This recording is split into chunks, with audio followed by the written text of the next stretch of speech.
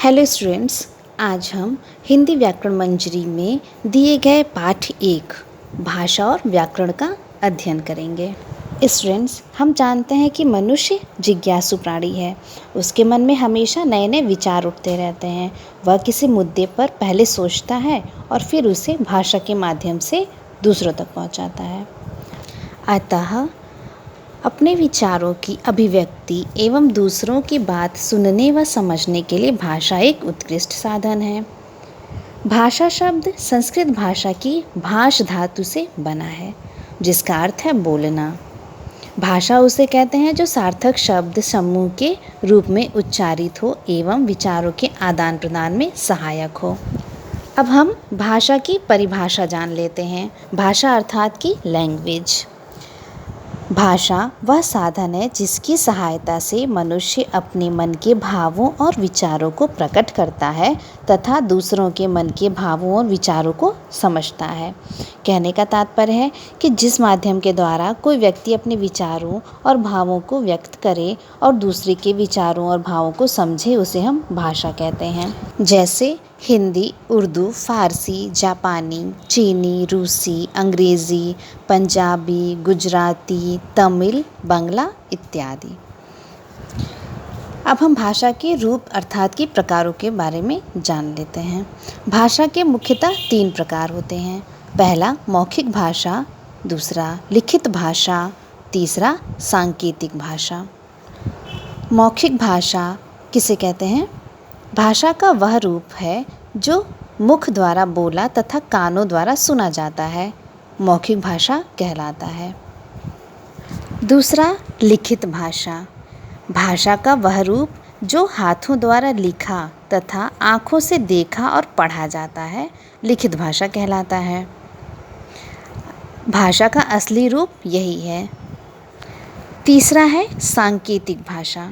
भाषा का वह रूप जिसका प्रयोग केवल संकेतों से अपने विचारों को प्रकट करने के लिए किया जाता है, उसे हम सांकेतिक भाषा कहते हैं। इस भाषा का प्रयोग ट्रैफिक पुलिस के द्वारा किया जाता है तथा खेलों इत्यादि में निर्णायक के द्वारा इस प्रकार की भाषा का प्रयोग किया जाता है। अब हम भाषा के अंग के बारे में जानेंगे, अर्थात कि अक्षर, शब्द तथा वाक्य तीनों ही भाषा के मूल आधार हैं। जैसे कि सचिन खेलता है, यह एक वाक्य है। इसमें सचिन खेलता है 3 शब्द हैं तथा प्रत्येक शब्द में कुछ ध्वनियाँ हैं। भाषा की प्रमुख अंग हैं वर्ड, शब्द और वाक्य। इसके बारे में हम जान लेते हैं कि वर्ड यानी कि अक्षर, जिसे हम लेटर कहते हैं, वो क्या होता है। वर्ड यानी ध्वनियों के माने हुए संकेत या चिन्ह अक्षर कहलाते हैं, जैसे अ, आ, ई, क, ख, ग इत्यादि। इन अक्षरों को हम वर्णमाला कहते हैं। दूसरा है शब्द, जिसे वर्ड कहते हैं। एक से अधिक शब्दों के सार्थक समूह को शब्द कहते हैं, जैसे गुलाब, स्वर्ण, उत्सव आदि। तीसरा वाक्य अर्थात सेंटेंस।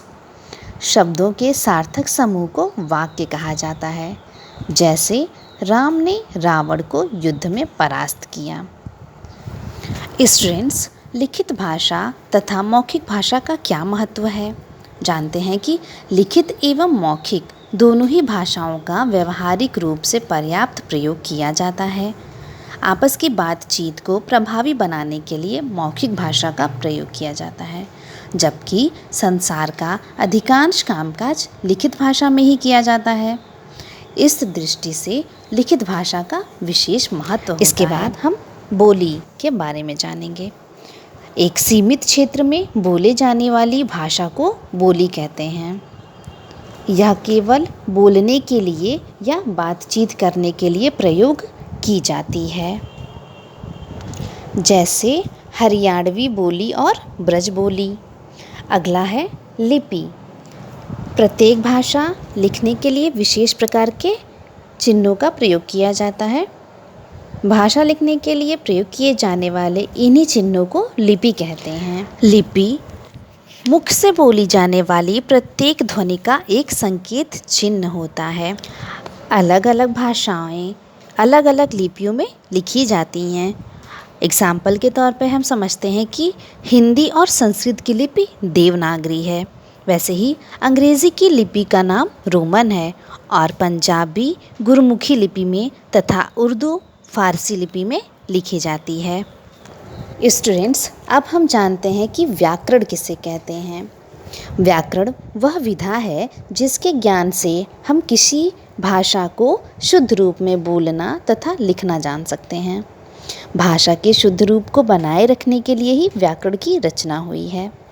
व्याकरण की परिभाषा है किसी भी भाषा के शुद्ध रूप का ज्ञान कराने वाले शास्त्र को व्याकरण कहा जाता है। जैसा कि हमने जाना कि भाषा के प्रमुख अंग वर्ड, शब्द और वाक्य होते हैं, उसी तरह से व्याकरण की दृष्टि से भाषा की सबसे छोटी इकाई वर्ड या अक्षर होती है। अक्षरों के मेल से ही शब्द बनते हैं और इन्हीं शब्दों को हम सार्थक समूह जो बनाते हैं उसे हम वाक्य कहते हैं।